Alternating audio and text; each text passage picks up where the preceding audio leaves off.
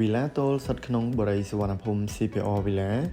ម៉ូតទី1គឺមានតម្លៃបង់ផ្ដាច់ $51,000 និងម៉ូតទី2គឺមានតម្លៃបង់ផ្ដាច់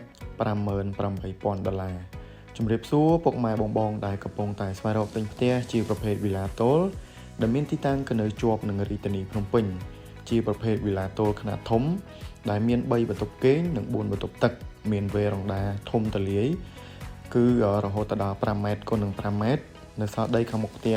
7ម៉ែត្រសល់ខាងក្រោយ2ម៉ែត្រនិងសងខាងម្ខាង1ម៉ែត្រនិងម្ខាង2ម៉ែត្រសម្រាប់នៅក្នុងបរិយាសុវណ្ណភូមិ CPR Villa ខាងប្អូនគឺមានផ្ទះដើម្បីបំពេញតម្រូវការពុកម៉ែបងចង់បានគឺមានផ្ទះដែលហើយនិងផ្ទះកំពុងតែសាងសង់ដោយដែលពុកម៉ែបងបានឃើញសម្រាប់ជាក់ស្ដែងក៏មានអតិថិជនបើចូលរស់នៅជាបន្តបន្ទាប់និងច្រើនអ៊ូអរផងដែរ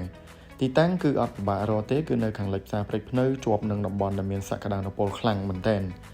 លក្ខខណ្ឌបង់ប្រាក់គឺកាន់តែងាយយើងមានការបញ្ចុះតម្លៃចាប់ពី$4,000រហូតដល់$14,000អញ្ចឹងសម្រាប់ពុកម៉ែបងដែលមានចំណាប់អារម្មណ៍បាទអាចឆាតសួរព័ត៌មានបន្ថែមនៅក្នុង page ឬក៏ទំនាក់ទំនងតាមរយៈលេខទូរស័ព្ទក្រុមការងារនឹងចាំរំអិតព័ត៌មានបន្ថែមជូនទៅដល់ពុកម៉ែបងភ្លាមៗផងដែរនៅពេលនេះដែរខ្ញុំបាទវិសាលសូមអរគុណនិងសូមជម្រាបលា